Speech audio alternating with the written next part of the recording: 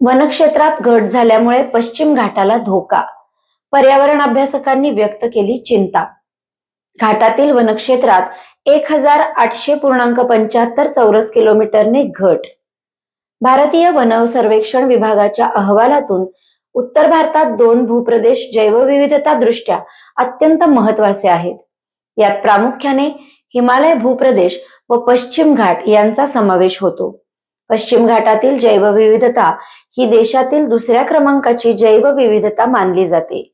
या ठिकाणी दुर्मिळ वनस्पतींचा आढळ व प्राण्यांचा अधिवास आहे. हे जैवविविधतेच्या दृष्टीने अतिसंवेदनशील अर्थात हॉटस्पॉट आहेत.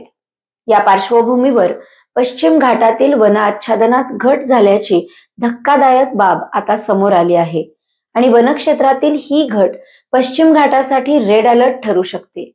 पश्चिम घाटातील पर्यावरणीय संवेदनशील क्षेत्रातील वनक्षेत्रात 1800.75 चौरस किलोमीटरने घट झाल्याची धक्कादायक माहिती भारतीय वन सर्वेक्षण विभागाच्या अहवालातून उघड झाली आहे. भारतीय वन सर्वेक्षण विभागाने विविध राज्यातील वन आच्छादनाची सविस्तर आकडेवारी प्रसिद्ध केली आहे. दर 2 वर्षांनी देशातील वनांची स्थिती सांगणारा हा अहवाल भारतीय वन सर्वेक्षण विभागाच्या माध्यमातून प्रकाशित करण्यात येतो. या अहवालातून पश्चिम घाटातील वनक्षेत्राबाबत गंभीर बाब समोर आली आहे. पश्चिम घाटातील मध्यम व खुल्या क्षेत्राच्या वृक्ष आच्छादनात मोठ्या प्रमाणात घट झाल्याने एकूणच वनक्षेत्रामध्ये 58.22 चौरस किलोमीटरने घट झाल्याचे अहवालात नमूद केले आहे. घनदाट वन आच्छादनातील वाढ हे देखील अत्यल्प प्रमाणात आहे. विरळ वनक्षेत्राच्या तुलनेत घनदाट वनक्षेत्रात घट झाली आहे. ग्रामीण भागाचे होणारे शहरीकरण, सिमेंटची जंगले यामुळे होणारी बेसुमार वृक्षतोड ही वन आच्छादनातील घटीची प्रमुख कारणे आहेत. पश्चिम घाटात घनदाट जंगलात दुर्मिळ वनौषधींचा विपुल खजिना आहे. जगातील काही दुर्मिळ वनस्पती याच परिसरात आढळतात. या क्षेत्राचे संवर्धन व संरक्षण होणे ही काळाची गरज आहे. भारतीय वन सर्वेक्षण विभागाचा अहवाल हा चिंताजनक आहे. याबाबत वनस्पती शास्त्रज्ञ मधुकर बाचुळकर यांनी सांगितले की राज्यात 16% वन आच्छादन क्षेत्रात वाढ नसून केवळ 16%च जंगले शिल्लक राहिल्याची वस्तुस्थिती आहे. जंगले तोडून जैवविविधतेचा ऱ्हास केला तर जात आहेच. पश्चिम घाट हा खरा तर दक्षिण भारतातील अर्थकारणाचा कणा आहे. वन आच्छादन घट चिंताजनक आहे.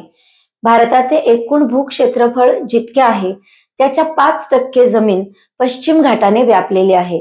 येथील जैवविविधता व वनक्षेत्र अबाधित राखण्यासाठी ही 5% जागा सोडून इतरत्र ठिकाणाचा विकासात्मक बाबी राबवायला हव्यात.